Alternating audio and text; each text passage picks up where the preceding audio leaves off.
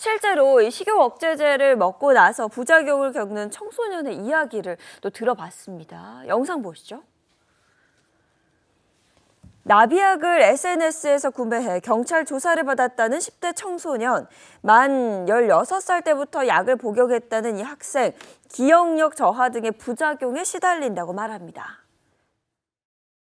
제가 좋아하는 아이돌 이름도 기억이 안 나더라고요, 순간.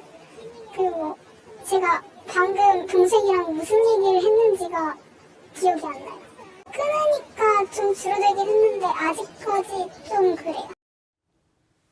그런데 공부를 한다고 계속 먹다 중독되는 사례도 봤다고 합니다. 약간 각성제잖아요. 그러니까 또 집중은 잘 되거든요. 그래서 그 기분 때문에 계속 먹는 애들 있고. 아무 경각심 없이 10대들이 먹고 있는 거예요. 저게 버젓이 약으로 파니까 네. 그냥 그런가 보다 하고 먹는데 이걸 먹고 나면 중독 현상까지 그리고 그런 부작용까지 이거 우려스러운데요. 그러니까 디에타민이라는 마약류, 그다음에 메틸페니데이트라는 마약류 네. 이런 것들이 이야기에 포함되어 있음을 명확하게 인식해야 됩니다.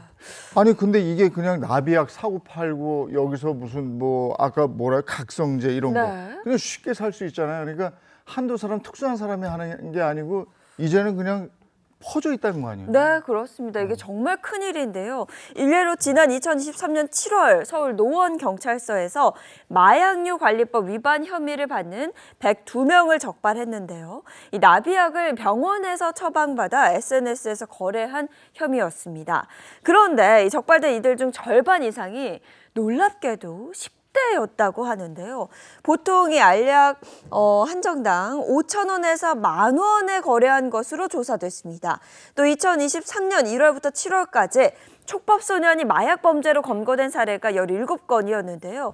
촉법소년이 가장 많이 소지한 마약, 다름 아닌 나비약에 들어있다는 디에타민이 14건으로 가장 많았습니다. 그만큼 10대 마약 문제에 있어서 식욕 억제제가 정말 큰 문제다, 문제가 심각하다는 걸 알 수 있는 그런 부분입니다. 네, 맞습니다. 그런데 이 식욕 억제제를 엄마와 10대 딸이 함께 판매한 경우가 있었다는데요. 어떤 경우일까요? 네, 지난해 유치원 교사인 A씨는 16살 딸과 함께 3차례에 걸쳐서 나비약을 판매했는데요.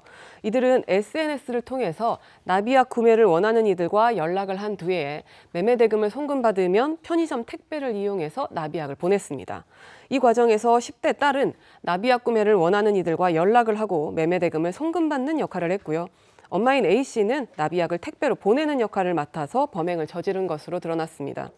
결국 지난 2월 유치원 교사인 A씨는 마약류 관리법 위반죄로 징역 8월에 집행유예 2년을 선고받았습니다. 10대 딸을 범죄에 연루시켰어요. 참 이게 어처구니 없는 사건이고 이 사건을 비롯해서 마약 성분이 있는 식욕 억제제를 사고 팔고 할 때 법적으로 어떤 처벌을 받습니까? 네, 마약류로 분리되는 향정신성 식품 식욕 억제제를 권한 없이 판매하면 마약류 관리법이 적용이 되는데요.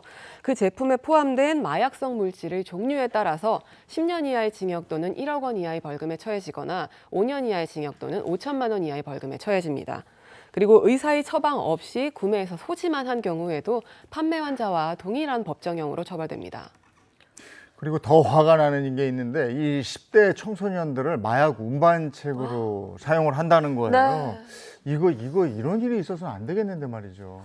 해외에서 이렇게 대신 갖고 오는 걸 지게꾼이라고 하기도 하고요. 그냥 던지기 수법이라고 해서 요새 하는데 거기 이제 그걸 드로퍼라고 하는데 네.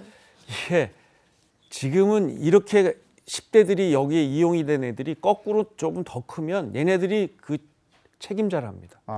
그 또 다른 10대 친구들을 고용해서 돈벌이에 나서는데 어른들이 우리 아이들을 망치고 있는 거죠.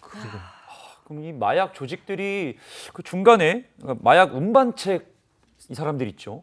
어떤 방법으로 저렇게 모집을 하고 있을까요? 네, 이들이 수법을 살펴보니까요. 이 익명성이 보장되는 메신저를 통해서 버젓이 드로퍼를 모집한다고 글을 올리고요. 한 달에 1,000만 원 수익을 보장하겠다고 합니다. 심지어는 교복 입은 10대는 경찰의 의심을 피할 수 있으니 오토바이 운행이 가능한 10대 학생을 우대한다는 경우도 있고요.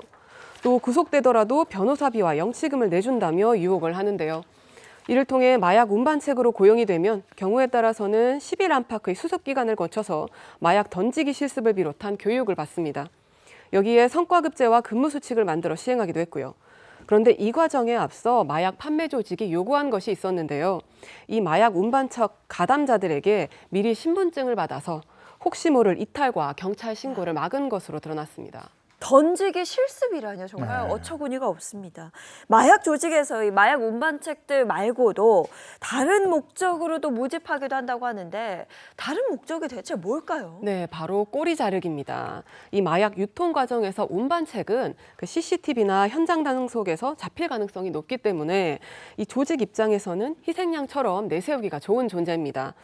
이 운반책은 주범에 대한 처벌을 몰라서 검거되더라도 이 윗선에 대한 수사가 진행되는 걸 차단을 하고요. 조직의 핵심 인물들은 빠져나갈 수 있게 되는 겁니다. 근데 이 10대 청소년이 이런 마약 운반책에 가담한 경우 역시나 처벌받는 거 아닙니까? 네, 미성년자라도 만 14세 이상이라면 형사처벌이 가능합니다. 보통은 만 14세 이상이라도 미성년자라면 이 형사처벌이 아니라 소년법상의 보호처분을 받는 경우가 많은데요.